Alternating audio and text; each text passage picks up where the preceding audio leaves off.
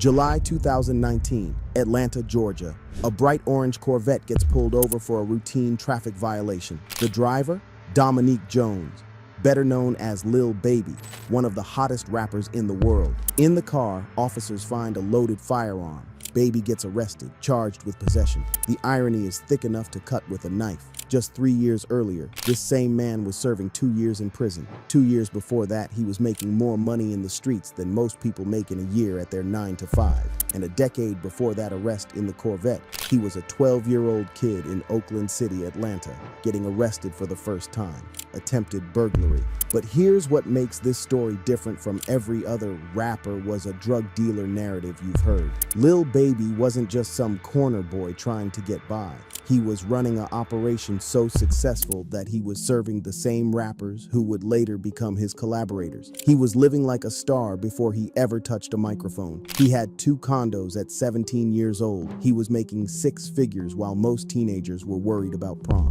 This is the story of how $60 became $100,000, how prison became the catalyst for a $50 million empire, how a kid who sold crack in the 5th grade became one of the most streamed artists in the world. This is the story of Dominique Jones, the street entrepreneur who became Lil Baby. And to understand how he made it out, you first have to understand how deep he was in. December 3rd, 1994. West End, Atlanta. A baby boy is born to a single mother who served in the Marines and now works for the Postal Service. His name, Dominique Armani Jones. His father will leave when he's 2 years old. His mother will raise him alone in one of Atlanta's most challenging neighborhoods. Oakland City in the mid-90s and early 2000s wasn't the gentrified, revitalized Atlanta that exists today. This was a neighborhood where burnt-out houses sat next to occupied homes, where poverty and violence were daily realities, where emerald trees lined streets that had seen too much pain. But for a kid growing up there, this was just normal. This was home. Young Dominique, who his mother called Baby, was smart. Not just street smart, though he'd develop that later. Actually, academically intelligent, quick learner, sharp mind. But the environment around him was teaching lessons that no school curriculum could compete with. By the time he was 10 years old, Dominique Jones had already learned the most important economic lesson of his young life. Money changes everything. He saw it every day. The kids with nice shoes, the ones who could afford lunch, the ones who didn't have to stress about whether the lights would be on when they got home, they all had one thing in common: access to money. And in Oakland City, there was one primary economy that provided that access. Specifically, what the older guys in the neighborhood called the 3400 system. Here's how it worked. Older hustlers, guys in their 20s and 30s who were too well known to police to keep moving product themselves, would recruit younger kids, 10, 11, 12 years old. They'd give these kids crack rocks to sell. The kids were perfect. They looked innocent. They could move through the neighborhood without attracting attention, and if they got caught, they'd go to juvenile detention instead of adult prison. It was exploitation. It was child labor in the drug trade. It was morally indefensible. And for a 10-year-old kid who watched his mother work 2 jobs and still struggle to make ends meet, it was an opportunity. In his own words, from interviews years later, "I sold my first crack rock when I was in the 5th grade. Think about what that means. 5th grade. Most kids that age are worried about video games and cartoons. Dominique Jones was learning the economics of the street drug trade. Supply and demand, customer service, territory management, risk assessment. These weren't lessons from a business school textbook. This was MBA level education happening in real time on the corners of Oakland City. And Baby was a quick study. The first time he made real money, not just a few dollars here and there, but actual stacks, something clicked. He saw the power that money had, the respect it commanded, the problems it could solve, the stress it could eliminate from his mother's face. He was hooked, not on the drugs he was selling, but on the business itself. By the time Dominique reached high school, Booker T. Washington High School in Northwest Atlanta, the path forward seemed clear to him. School was teaching him algebra and history. The streets were teaching him how to make more money in a week than his teachers made in a month. The choice, from his perspective, wasn't really a choice at all. He dropped out in 9th grade, 14, maybe 15 years old. His mother was devastated. She'd served in the Marines, worked legitimate jobs her whole life, tried to instill those same values in her son. And now he was walking away from education, from the legal path to success, to fully commit to the streets. But here's what she didn't fully understand at the time, and what most people still don't understand about why kids make this choice. Baby wasn't lazy. He wasn't looking for an easy path. If anything, he was choosing the harder, more dangerous route because it was the only one that seemed to offer real economic opportunity on the timeline he needed. By 16 years old, Dominique Jones was making what he called real money. Not drug dealer money in the movies, but actual substantial income. Enough to rent apartments, enough to buy cars, enough to live independently while most kids his age were asking their parents for gas money. This is where the nickname that would eventually become his rap persona was born.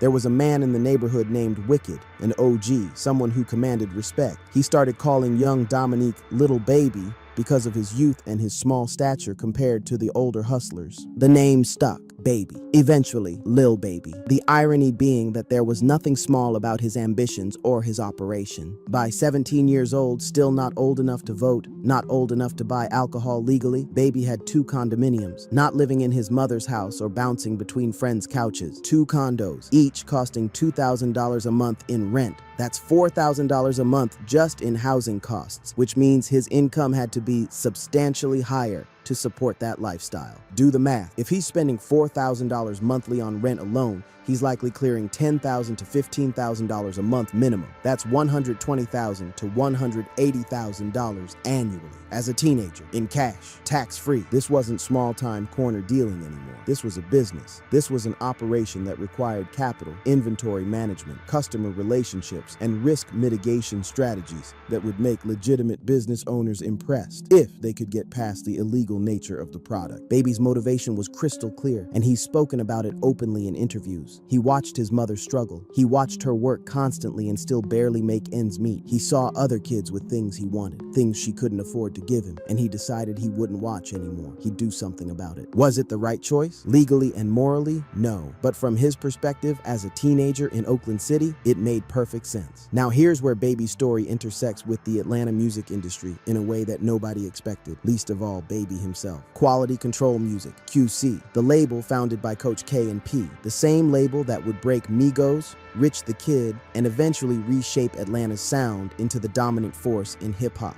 In the early 2000s, before QC was the powerhouse it would become, the studio was in a neighborhood Baby was very familiar with. And while Migos was starting to blow up, while Rich the Kid was building his buzz, while Skippa Dippa and other artists were cutting their teeth, there was a young hustler who was always around the studio, Lil Baby. But not as an artist, as the weed man. This detail is crucial to understanding Baby's transformation because it shows how close he was to the music industry without being part of it. He wasn't trying to rap. He wasn't writing verses in the back of the studio. He wasn't asking P or Coach K for a deal. He was there to serve a clientele that had money to spend and a consistent need for his product. Think about the economics of this. Rappers, especially ones starting to get buzz, are making money from shows. In those early days, Migos might make $30,000 for a show. They'd come back to Atlanta with $50,000 or $60,000 in cash. And Baby, with his prestigious reputation as a reliable plug, would be there waiting. In his own words from interviews, they probably get like 30 grand a show. They come back with 50, 60, and I might win the whole 50.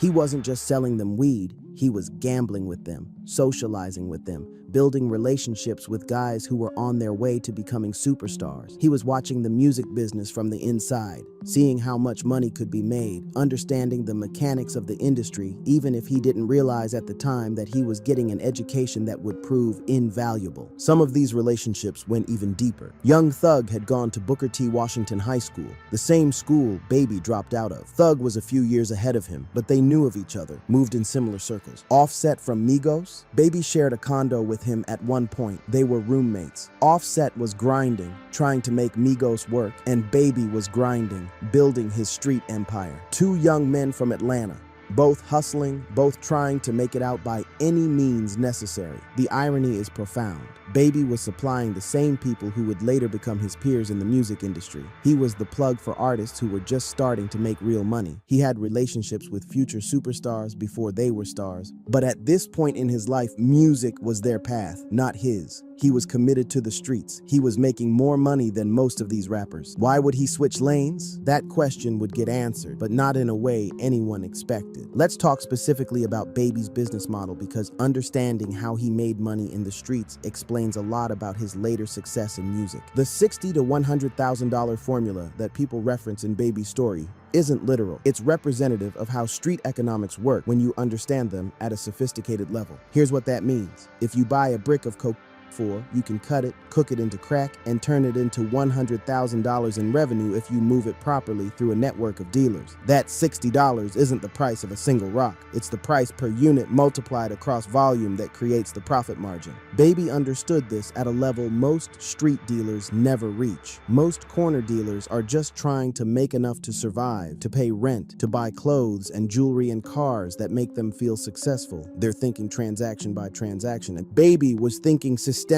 He wasn't just hustling, he was building an operation. He had multiple people working for him. He had different territories across Atlanta's various zones. He had inventory management, supply chain logistics, customer relationships, and competitive advantages that made his operation more successful than others.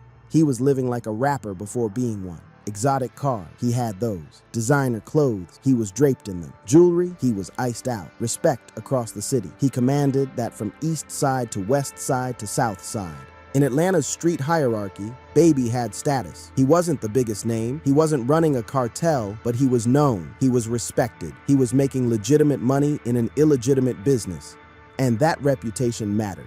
In a city as competitive and dangerous as Atlanta's drug trade in the 2010s, reputation was everything. It determined whether you got robbed or respected, whether you got good prices from your suppliers or got taxed, whether you could expand your territory or got pushed out. Baby built a reputation for being reliable, for having quality product, for being someone you could do business with. That's not accidental. That's entrepreneurial instinct applied to street economics. The relationships Baby built during this time are fascinating because they show the intersection of two worlds, the street economy and the music industry, that often run parallel in Atlanta, but rarely merge the way they did in his story. Young Thug was already starting to blow up. His weird melodic style was polarizing but undeniably influential. He was getting cosigns from major artists. He was building a following that would eventually make him one of the most important artists of his generation. And Baby was his weed man. Migos was on their way from Versace buzz to Bad and Bougie superstardom. They were performing at clubs across the South, building their fan base, perfecting their sound. And Baby was in the studio, serving them. The genius of Baby's position, though he didn't recognize it as genius at the time, was that he was embedded in the culture. He wasn't some outsider trying to break into music. He was already there, already trusted, already part of the ecosystem that was creating some of the most important music of the 2010s. He was watching these guys transform from local artists grinding for small show money into superstars making millions. He was seeing the timeline of success, understanding how long it took, recognizing the work required.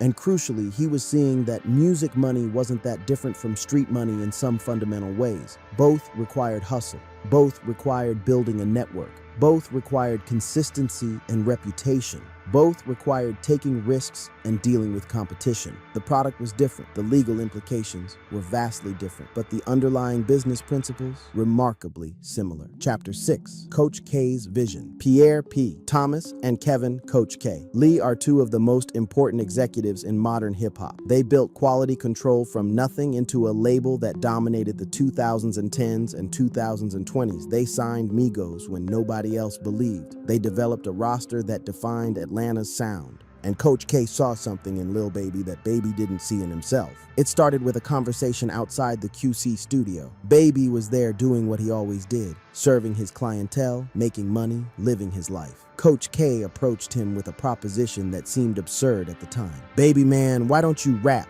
You got the swag, the lingo, the respect." Baby's response was immediate and definitive. "Coach, I'm a street nigga." Which was true. That was his identity. That was who he'd been since he was 10 years old. The idea of being a rapper seemed like a fantasy, a pipe dream for people who didn't have a real way to make money. But Coach K persisted. He'd been in the music industry for decades. He'd helped break Young Jeezy, who literally created the blueprint for trap music. He'd managed Gucci Mane through the peak of his influence. He'd turned Migos from local Atlanta artists into global superstars. He knew talent when he saw it. And what he saw in Baby wasn't just potential.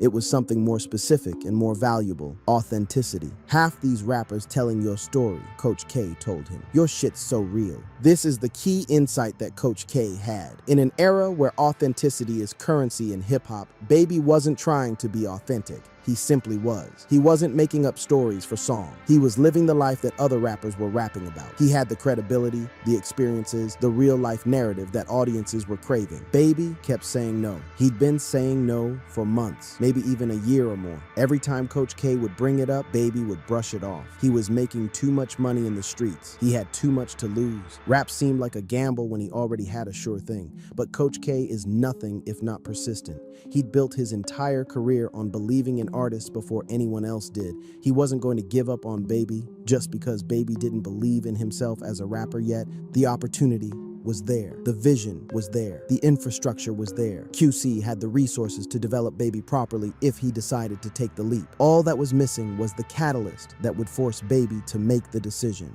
That catalyst was coming, but it would come in the form of handcuffs and a prison cell. When you're making the kind of money Baby was making in the streets, when you're moving the way he was moving, when you're as visible as he was becoming, the law catches up eventually. It's not a matter of if, it's a matter of when. Between the ages of 16 and 17, Baby got arrested multiple times. The specific details are sealed because they happened while he was a juvenile, but the pattern was clear. He was pushing his luck. He was successful enough to be on law enforcement's radar, but young enough to think he was invincible. At 18, the juvenile system's protections disappeared. Now he was being charged as an adult, and adult consequences in the criminal justice system are no joke. He caught a probation violation. The details matter less than the result. He was offered a program deal. Complete the program, stay clean, and he'd serve 6 months. It seemed manageable. He agreed, but here's the thing about the criminal justice system. It doesn't always work the way you're told it will. The program didn't take 6 months. It took a year. Baby was stuck in a situation where he'd made a deal based on one timeline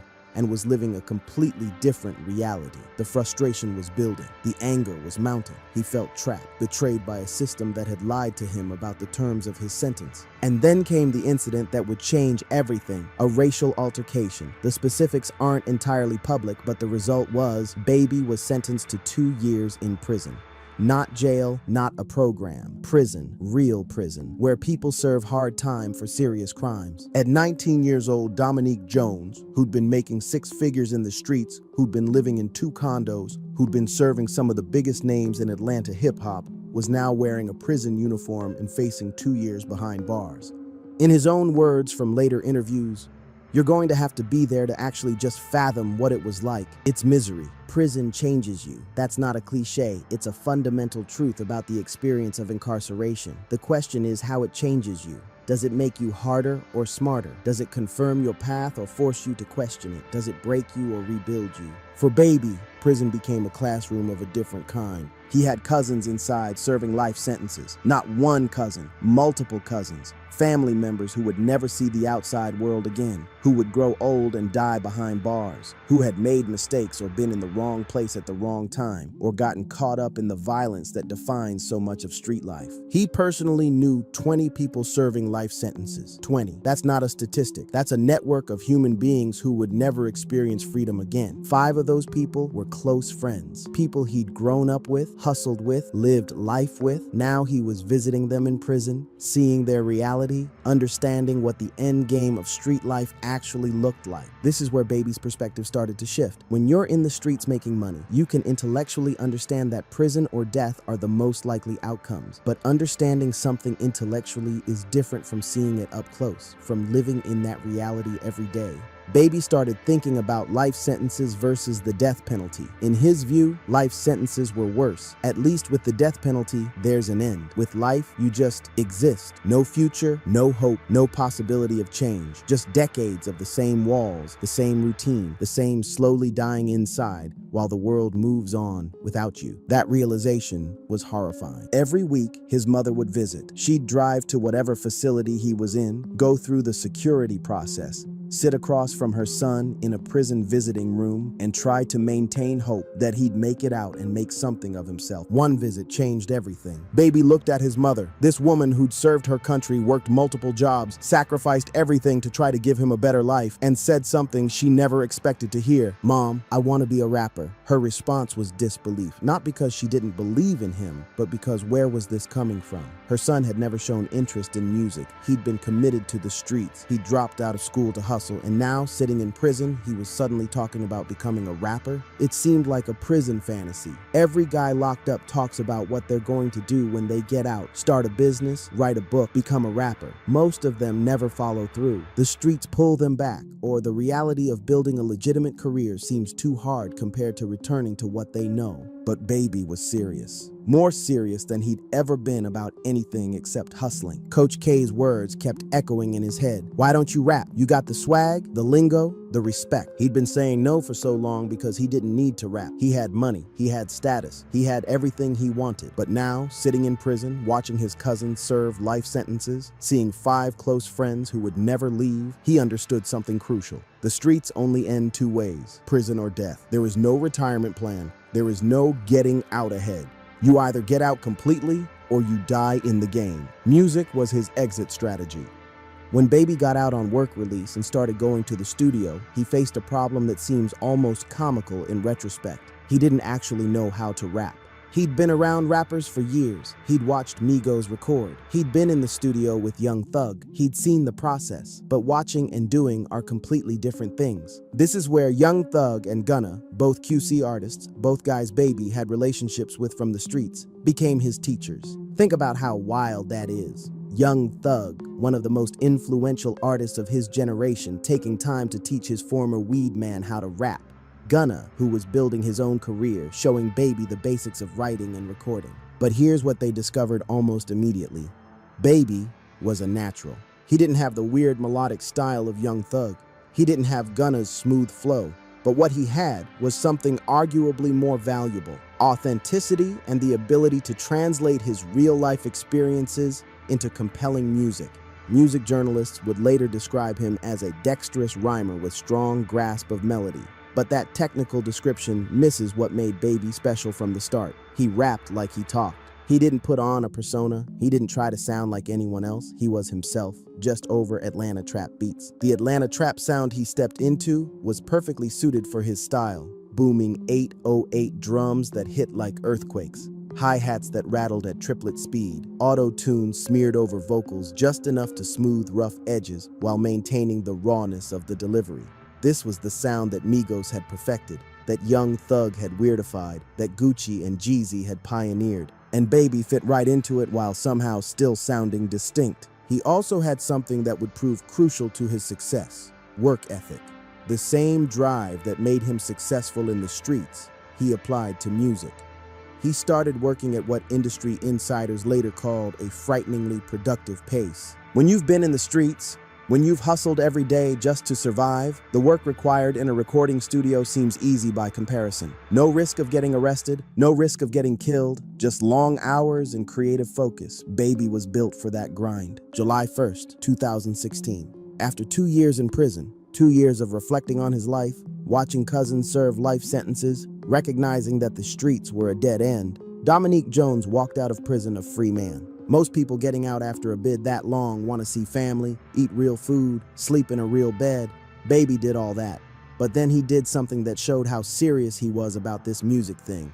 He went straight to the studio. Not a week later, not a few days later. Straight from freedom to the booth. This is where reality hit him like a truck. His first recording session was a disaster. He'd been practicing in his head for 2 years, imagining what his first song would sound like, building up this moment in his mind. And when he actually got in the booth and tried to record, it didn't work. The timing was off. The delivery was awkward. The confidence he had in his head didn't translate through the microphone. He sounded like what he was, a first-time rapper with no experience trying to figure out how to do something he'd only watched other people do. He left the studio frustrated and temporarily abandoned the idea of music. But here's the thing about Baby. When he commits to something, he commits. The streets taught him that half-stepping gets you nowhere. You're either all in or all out. By January 2017, 6 months after that failed first session, he was ready to try again. Not because he suddenly felt inspired or because someone pushed him, but because he'd made a decision, and decisions only matter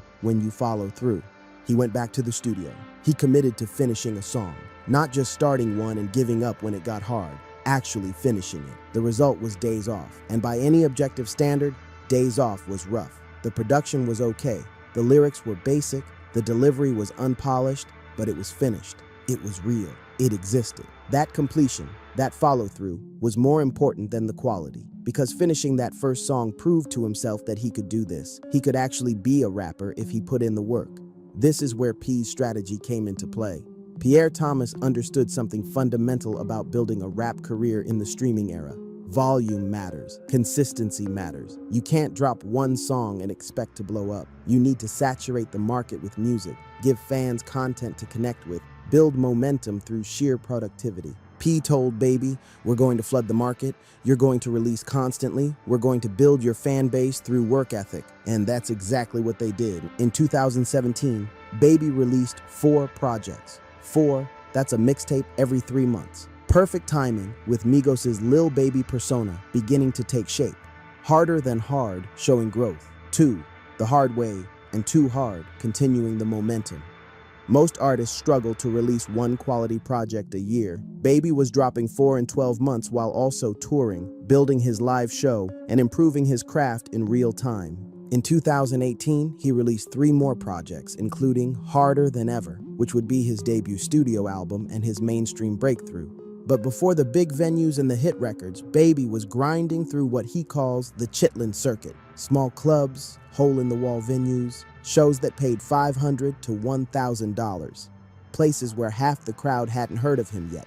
Rashad, one of Baby's team members, later remembered shows in Jackson, Mississippi. Tiny clubs where Baby would perform for whoever showed up, treating every show like it was Madison Square Garden because he understood that every performance was building his reputation. This is so different from how most artists approach the come-up. A lot of rappers want to skip the small venues, the low-paying shows, the grind of building a fan base one city at a time. They want to go straight from SoundCloud to arena tours. Baby understood from his years in the streets that you build from the bottom up. You establish your foundation before you build the house. You serve your base customers before you expand your territory. The Perfect Timing mixtape is where you can hear Baby starting to find his voice. The project featured Young Thug and Lil Yachty, established artists lending credibility to the new guy. But more importantly, it featured songs where Baby was starting to sound comfortable, where his street experiences were translating into compelling narratives. Harder Than Hard showed continued growth, but it was a song with a feature from Marlo, another Atlanta artist, that started to get traction in the city. Atlanta was paying attention to this new voice, this guy who seemed to come out of nowhere but somehow sounded like he'd been rapping forever. And then came the breakthrough, My Dog and Freestyle. These weren't just songs, they were moments. They went viral in a way that no one at QC had expected. Not huge mainstream viral, but street viral. Real Atlanta viral. The kind of buzz that means people are actually listening, actually caring, actually connecting with the music.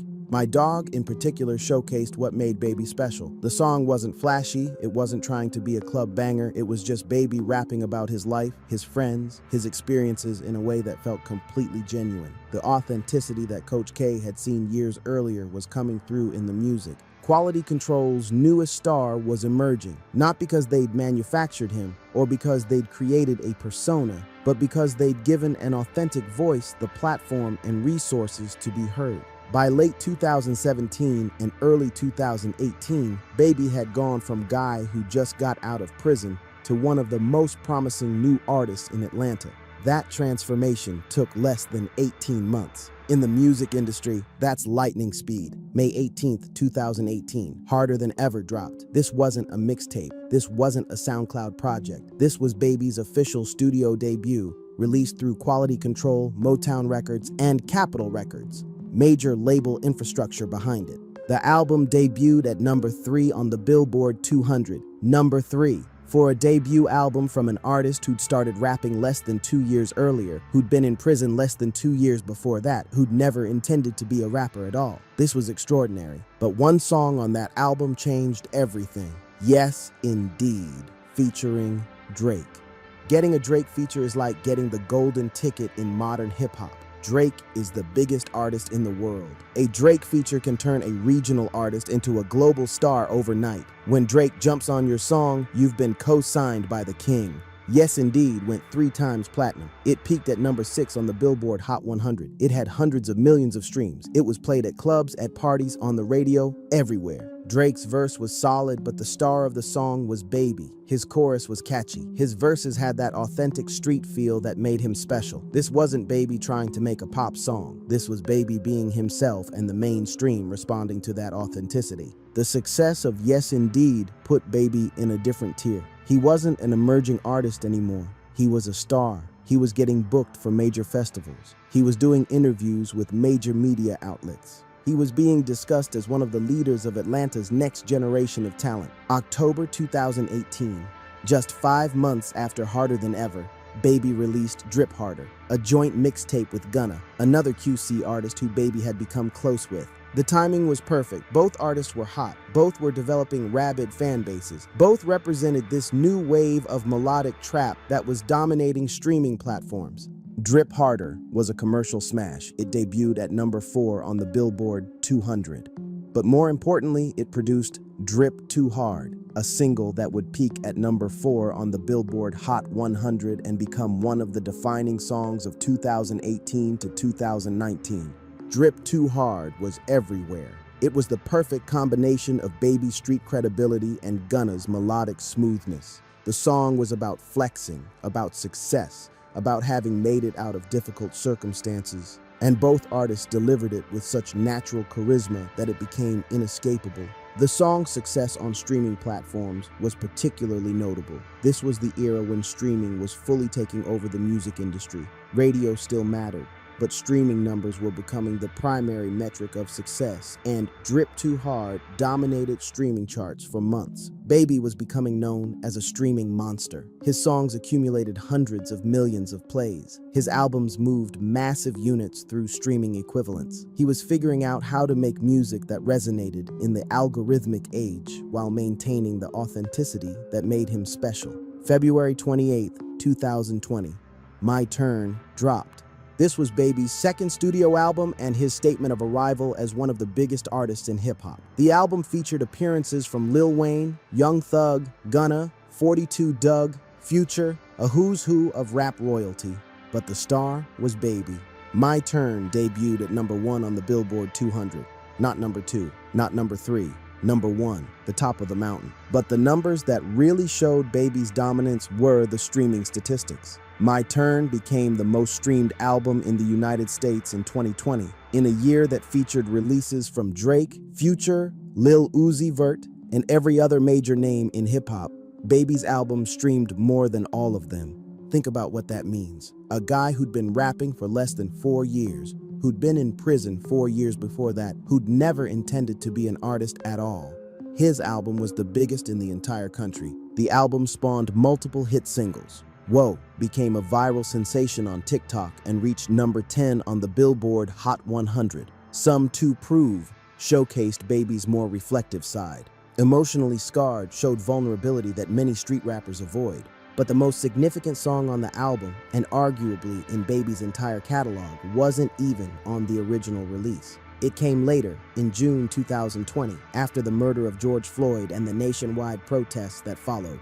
June 12, 2020, Lil Baby released The Bigger Picture, a protest song addressing police brutality, systemic racism, and the need for social change. This was risky.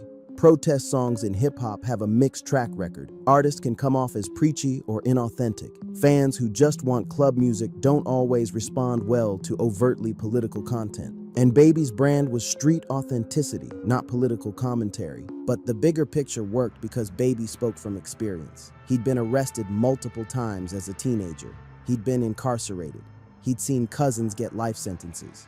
He'd lived the reality of over-policing and mass incarceration in black communities. The song wasn't theoretical, it was personal. The Bigger Picture debuted at number 3 on the Billboard Hot 100, Baby's highest charting song as a lead artist at that point. But more importantly, it showed that Baby had evolved beyond just being a street rapper. He was using his platform to address real issues, to advocate for change, to speak for people who didn't have his voice or reach.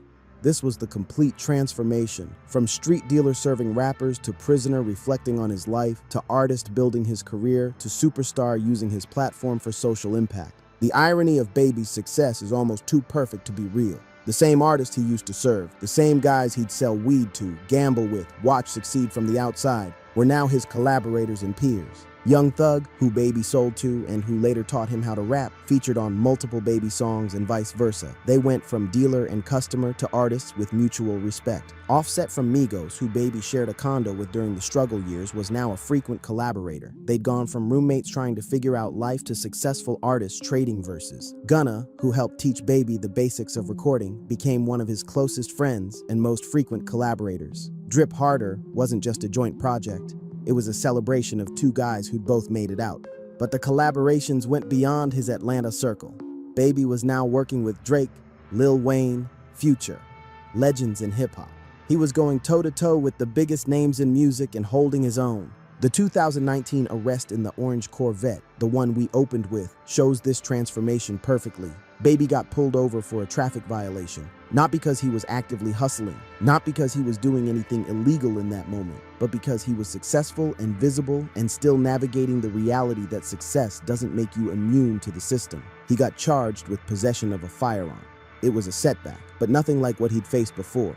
And more importantly, he had the resources now to handle it legally, to fight the charges, to have proper representation. The contrast between that arrest and his arrests as a teenager is stark. Same city, same police force, but completely different circumstances. He wasn't a street kid anymore. He was a multi-millionaire artist with lawyers and a team and resources. But Baby's success comes with a weight that people outside his situation can't fully understand. He made it out. He's rich. He's famous. He's accomplished more in 5 years of rapping than most artists accomplish in entire careers. But his friends with life sentences are still in prison. His cousins serving life are still behind bars. The guys he knew who died in the streets are still dead. He got out, but dozens, maybe hundreds of people he knew didn't. That's survivor's guilt at a massive scale. In interviews, Baby talks about not wanting to return to prison with an intensity that goes beyond normal fear of incarceration. For him, prison represents the death of potential. It represents the life he could have had, would have had, if Coach K hadn't persisted, if his mother hadn't supported him, if he hadn't taken that leap from streets to studio. He talks about knowing 5 close friends serving life sentences, 5 people he grew up with, hustled with, lived life with, who will die in prison. Every time he performs at a sold-out arena, every time he sees his streaming numbers reach hundreds of millions, every time he signs another endorsement deal, he's doing it knowing that people just as smart, just as talented, just as human as him are rotting behind bars for making choices similar to the ones he made. The difference? Timing, luck, opportunity, a coach who saw potential and wouldn't let it go. The bigger picture wasn't a one-time thing for Baby. He's continued to use his platform to address systemic issues, to advocate for criminal justice reform, to speak about the realities of growing up in communities like Oakland City. He's donated money to Atlanta schools. He's supported programs that help formerly incarcerated people reintegrate into society. He's spoken publicly about the need for change in how America treats its most vulnerable communities. And this isn't performative activism. This is a guy who lived the reality of over-policing, mass incarceration, and systemic poverty, using his success to try to make things better for people still living in those conditions. Does that absolve the choices he made in the streets? No. Selling crack in the 5th grade, running a drug operation as a teenager, those things had real victims, real harm. Baby has never claimed to be a hero or a role player model for his past actions, but he's also honest about why he made those choices and what needs to change to prevent other kids from making the same decisions. Poverty isn't an excuse, but it is a context. Lack of opportunity isn't an excuse, but it is a reality. Systemic inequality isn't an excuse, but it is a factor. As of 2024, Lil Baby is one of the biggest names in hip-hop. His net worth is estimated at $25 million or more. He's had multiple platinum albums.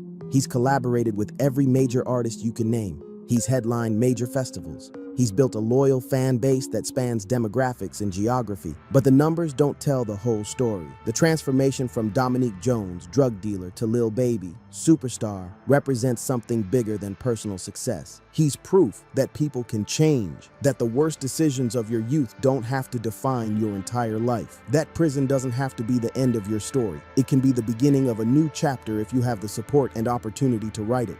He's also proof of something more uncomfortable, that survival in communities like the one he grew up in often requires making choices between bad options. That the kid selling crack in 5th grade is a victim of systemic failures as much as he is a perpetrator of harm. That judging people without understanding their circumstances is easy, but understanding is harder and more important. The irony that hangs over Baby's entire story is this: he made more money in the streets than most people make in years of legitimate work. He had success by street standards as a teenager, and yet that success led inevitably to prison, to watching friends get life sentences, to recognizing that the end game was always death or incarceration. Music gave him an exit. Coach K's persistence gave him an opportunity. His mother's support gave him a foundation. His own work ethic and natural talent made it real. But how many kids in Oakland City right now have that same potential and will never get that chance? How many 10-year-olds are being recruited into the same 3,400 system that Baby entered?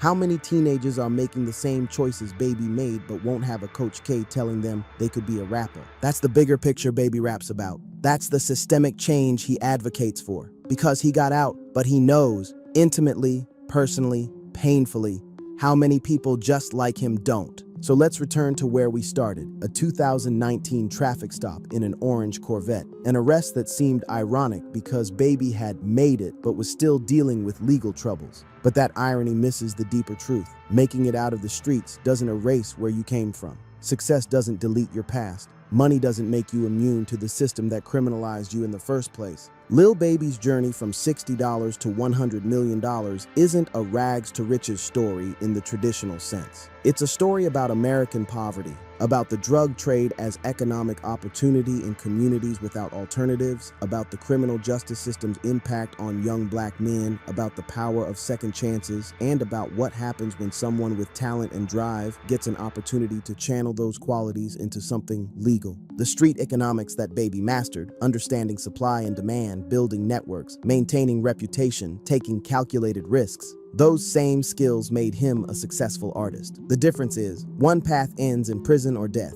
and the other ends in platinum plaques and sold-out arenas. Could Baby have made it in music without his street background? Maybe. But the authenticity that makes his music compelling comes directly from those experiences. The work ethic that let him release 7 projects in 2 years comes from hustling in the streets every day as a teenager. The business acumen that's made him one of the smartest artists in hip-hop comes from learning economics by selling crack. That doesn't glorify the streets. If anything, it highlights the tragedy. All that talent, all that potential, all that intelligence being channeled into an industry that destroys communities because it's the only economic opportunity available. Baby made it out. He's rich, famous, successful by every conventional measure. But he did so knowing that most people who start where he started don't make it. They end up with life sentences like his cousins. They end up dead like so many of his friends. They end up trapped in cycles of poverty and incarceration that are designed, intentionally or not, to be inescapable. His success is individual, but the problems that created the circumstances of his childhood are systemic. And that's what the bigger picture is about. That's what Baby's advocacy work is about. That's what his story ultimately is about. From Oakland City to prison to platinum, that's Lil Baby's journey. From $60 to $100 million, that's the economics. From Dominique Jones to one of the biggest rappers in the world, that's the transformation. But the most important part of his story isn't the money or the fame. It's the proof that people can change, that the worst moments of your life don't have to define you forever, that with support, opportunity, and your own commitment to something better, you can write a different ending. Will it work for everyone? No. The systemic problems are too big, the obstacles too numerous, the tragedies too common. But Baby's existence proves it's possible, and possibility in communities where hope is scarce is revolutionary. That's the Lil Baby story. Not a hero's journey, not a cautionary tale, but something more complex and more human. The story of how one man navigated impossible circumstances, made terrible choices and brilliant ones, served time and learned from it, and ultimately found a way out that didn't exist for most people where he came from. The streets taught him how to hustle. Prison taught him he needed a different path. Music gave him that path, and his talent, work ethic, and the people who believed in him made it real.